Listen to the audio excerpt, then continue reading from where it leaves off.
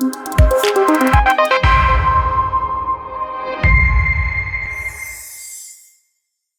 this is the 7th video of the person-centered care series, and in this video we're going to delve a little bit deeper about how we operationalize patient-family engagement. And in particular, in this video we're going to talk about hierarchies of patient-family engagement. Patients and families can engage in very different ways and very different activities in healthcare. And several frameworks have been developed to help us better understand how patients and families can engage in healthcare activities. The idea of patient-family engagement originates from a 1969 paper by Arnstein called A Ladder of Citizen Participation. This framework, which I will show now on the screen, was developed to show the different ways citizens can engage in public policy processes. And the way the framework was developed is the higher the rung of a ladder, the more power is deferred to citizens when it comes to public policy, right? So higher the rung, the more power and the more responsibility and accountability that is deferred to citizens when it comes to public policy. So for example, on this framework, you can see that delegated power defers more power to citizens than things like partnership and consultation. So this was a very old paper from 1969, but it has been adapted to patient family engagement healthcare activities. So for example, the engagement pyramid by UK's Involve initiative describes several levels of engagement in a hierarchy. And these levels include, and I'll talk about them from bottom to top.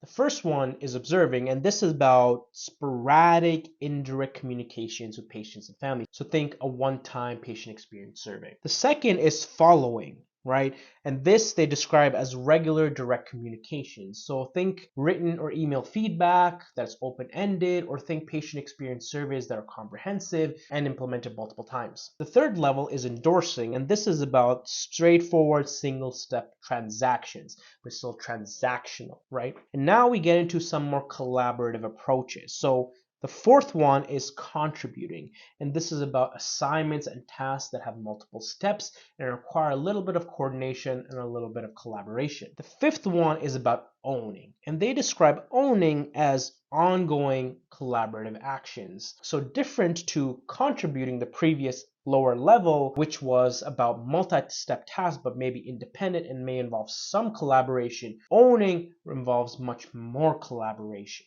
and much more communication. And finally, at the highest level is leading, and this is just described as ongoing acts of leadership on the part of patients and our families. However, it's important to understand that we're talking about people and their experiences. People, patients, families, their care partners are such a diverse group of individuals. We can't assume that all patients want the same kind of engagement.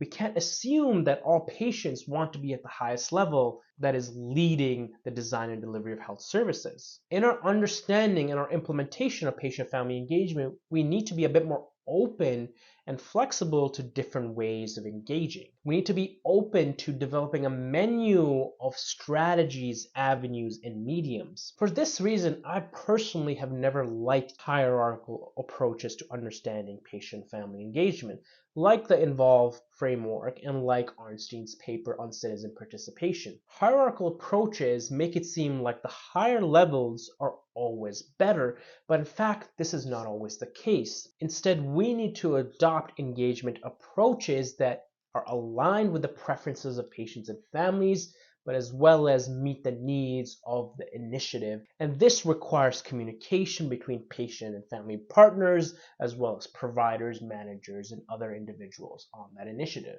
To really reflect flexibility and essentially reflect the principles of person-centered care, we need to be open to different ways of engaging patients.